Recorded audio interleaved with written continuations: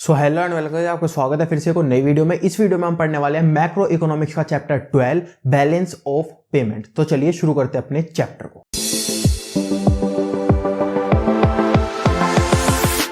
और video start करने से पहले एक इंपॉर्टेंट अनाउंसमेंट, जो भी मैं आपको इस वीडियो में पढ़ाऊंगा उसके नोट्स बनाने की जरूरत आपको नहीं है, वो आपको हमारे टेलीग्राम चैनल पर मिल जाएंगे, जिसका लिंक आपको डिस्क्रिप्शन में मिल जाएगा। तो इस चैप्टर के अंदर सबसे पहला टॉपिक हमारे पास आता है बैलेंस ऑफ पेमेंट। देखो बैलेंस ऑफ पेमेंट क्या होता है। ये है India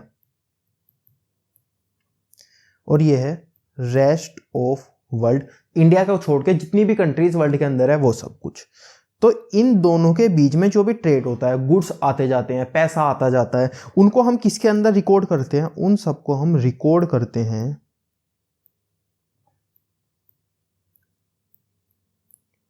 balance of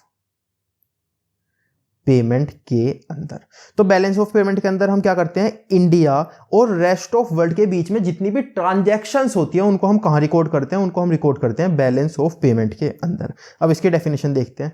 it is an accounting statement that provide a systematic record at all the economic transaction between resident of the country and rest of world is given in a given period of time।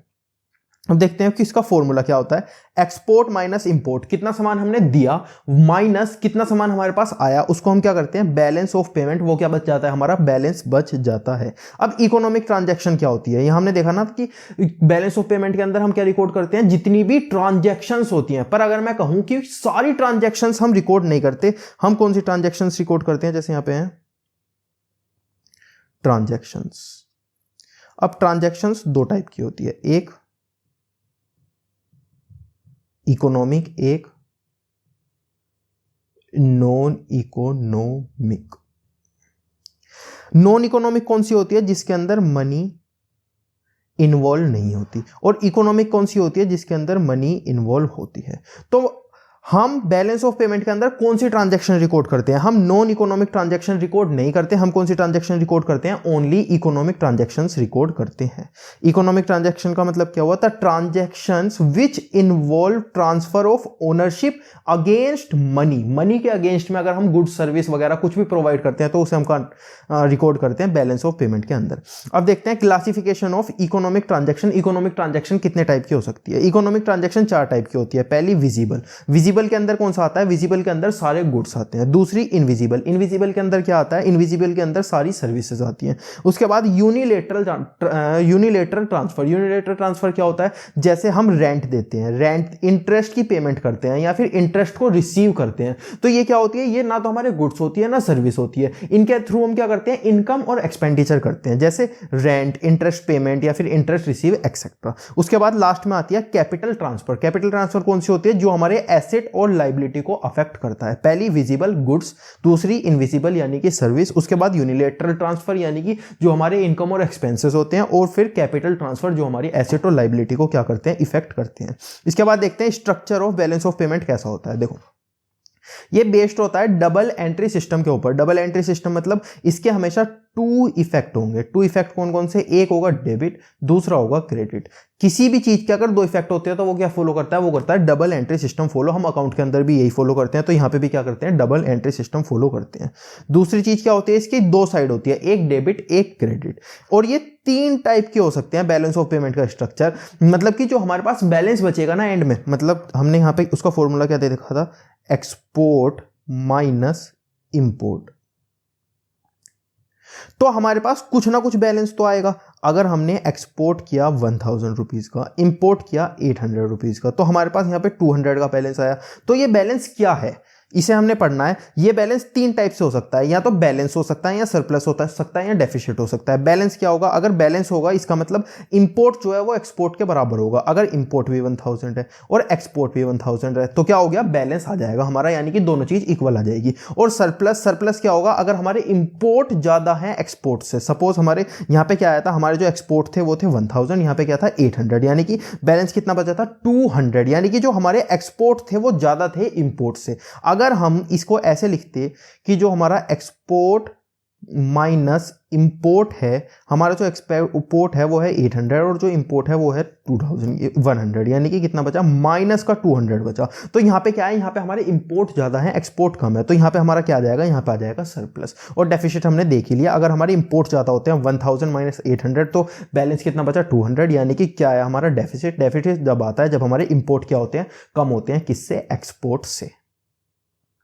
अब देखते हैं topic 2 इस chapter का, जो कि है balance of trade. Balance of trade क्या होता है, difference between amount of export and export of visible items. देखो बैलेंस ऑफ पेमेंट के अंदर हम कौन से आइटम्स लेके चलते हैं, visible item, invisible item, unilateral transfer और कैपिटल ट्रांसफर। लेकिन बैलेंस ऑफ ट्रेड के अंदर हम कौन से लेके चलेंगे, केवल विजिबल आइटम, इनविजिबल आइटम को हम नहीं लेंगे, यूनिलेटरल ट्रांसफर को हम नहीं लेंगे और कैपिटल ट्रांसफर को भी हम नहीं लेंगे। तो अगर बैलेंस ऑफ पेमेंट के अंदर 4 हिस्से हैं, ये बैलेंस ऑफ पेमेंट के अंदर 4 हिस्से हैं, ये है विजिबल, ये है इनविजिबल और यहाँ पे है यूनिलेटरल ट्रांसफर और यहाँ पे है कैपिटल ट्रांसफर। तो इसके अंदर हम कौन सा लेते हैं, कैपिटल नहीं लेते, इनविजिबल नहीं लेते और कौन सा नहीं लेते, यूनिलेटरल ट्रांसफर नहीं लेते। कौन सा लेते हैं, केवल विजिबल ट्रांसफर लेते हैं। यानी कि हम ये बोल सकते हैं कि जो हमारा बैलेंस ऑफ पेमेंट है, ये अगर हमारा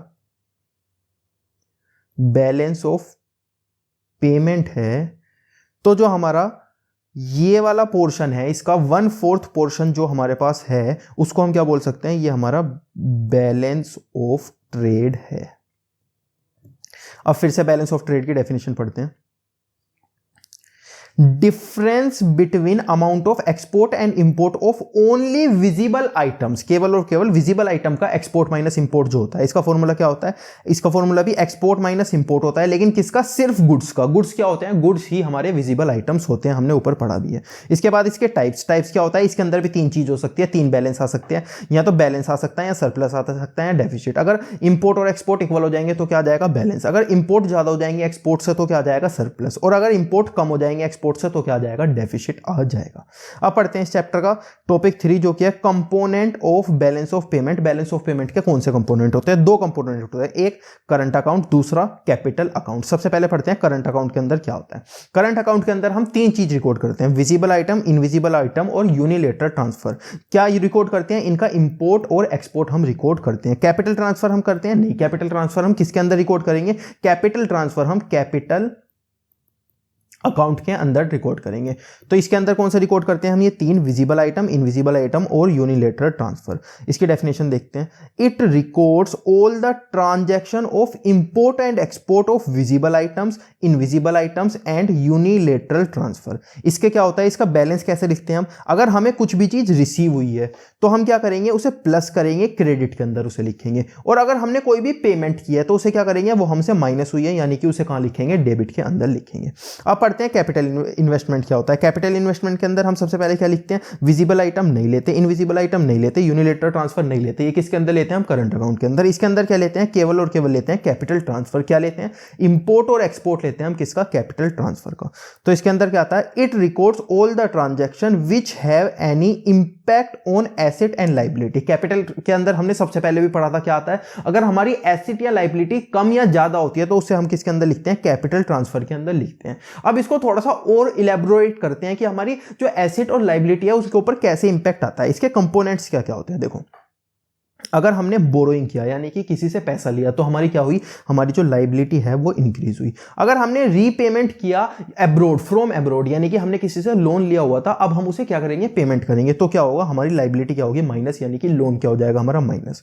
और अगर हमने किसी से लैंडिंग की यानी कि हमने किसी को पैसे दिए तो हमारी क्या हो जाएगी, एसेट प्लस हो जाएगी। और अगर हमने रीपेमेंट आई हमारे पास, हमने किसी को पैसे दिए हुए थे, अब हमारे पास उस लोन के क्या आ गई, रीपेमेंट आ गई, तो हमारी क्या हो जाएगी, एसेट माइनस हो जाएगी। तो अगर लायबिलिटी प्लस या माइनस, एसेट प्लस या माइनस होती है तो हम किसके अंदर लिखते हैं, कैपिटल ट्रांसफर के अंदर लिखते हैं।